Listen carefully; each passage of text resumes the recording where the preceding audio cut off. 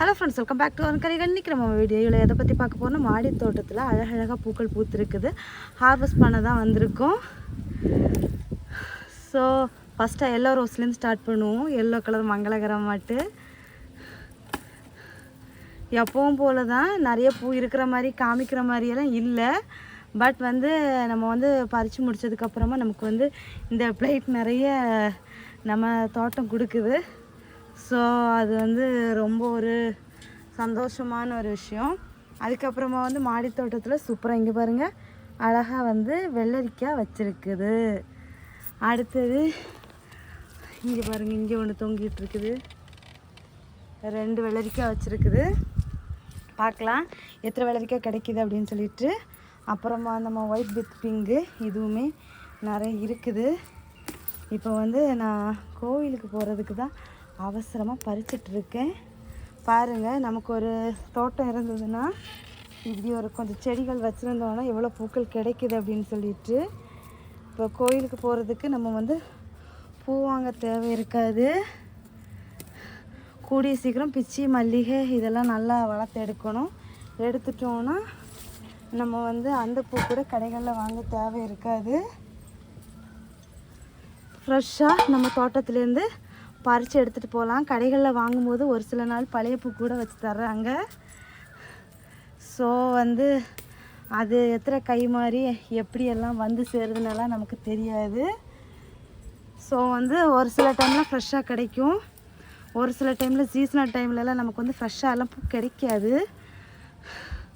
So அந்த மாதிரி டைம்லெல்லாம் நம்ம தோட்டத்தில் இருந்ததுன்னா எவ்வளோ யூஸ்ஃபுல்லாக இருக்கும்னு நினச்சி பாருங்கள்.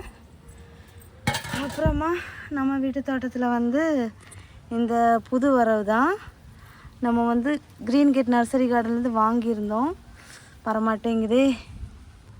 கத்தரி வச்சு தான் பறிக்கணும் போல் இருக்குது. கத்தரி வச்சு எப்படி பிடிக்கிறதுன்னு தான் தெரியல.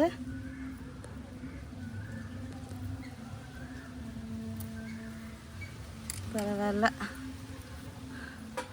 அது தண்டு கொஞ்சம் ஒரு மாதிரி ஆயிட்டுனா வர மாட்டேங்குது. இது வாங்கிட்டு வந்தோடனே பறிச்சுருந்துருக்கணும்.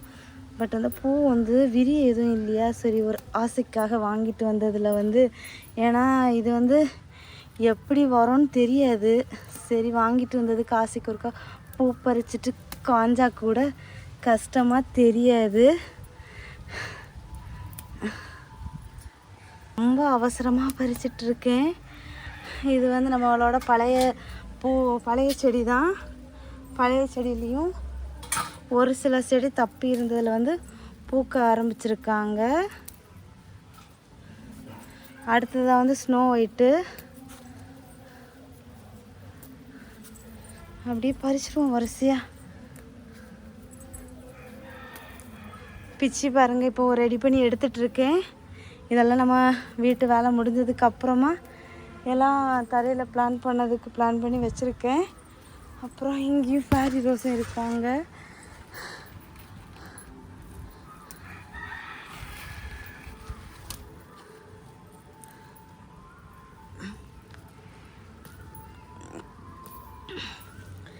எப்படி எல்லாமோ வருது, கீழேயும் விழுகுது.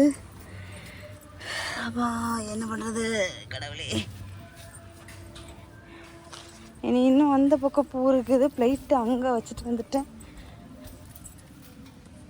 அப்புறமா பட்டன் ரோஸு.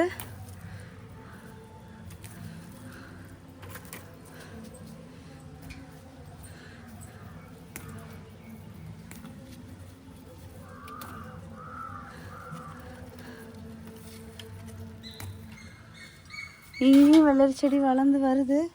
இன்னும் பிஞ்சு வச்ச மாதிரி தெரியல.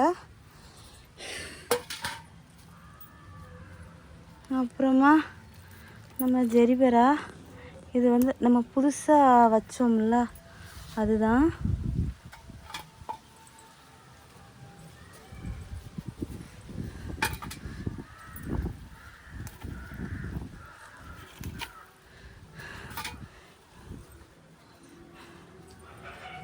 அப்புறம் வேறு இதுவும் நம்ம க்ரீன் கேட் நர்சரியிலேருந்து 150க்கு வந்து வாங்கி வச்சோம்ல 2 கலர் இருந்துச்சு. அதில் வந்து ஒரு 6-7 செடி இருந்துச்சு. அதையும் நான் ஸ்ப்ளிட் பண்ணி வச்சுருக்கேன். இவ்வளோதான். இந்திய ஹார்வெஸ்ட்டில் நமக்கு வந்து இவ்வளோ பூக்கள் தான் கிடச்சிருக்கு. இந்த வீடியோ எப்படி இருந்துச்சு அப்படிங்கிறத கான்வெர்ஸில் மறக்காமல் கமெண்ட் பண்ணுங்கள். ஸோ ஃப்ரெண்ட்ஸ் எல்லாரும் வீடியோ லைக் பண்ணுங்கள், ஷேர் பண்ணுங்கள், கமெண்ட் பண்ணுங்கள், சப்ஸ்கிரைப் பண்ணுங்கள். நெக்ஸ்ட் இன்ட்ரெஸ்டிங்கான வீடியோவில் மீட் பண்ணலாம். அது வரைக்கும் பாய். Happy gardening. டாடா பாய்.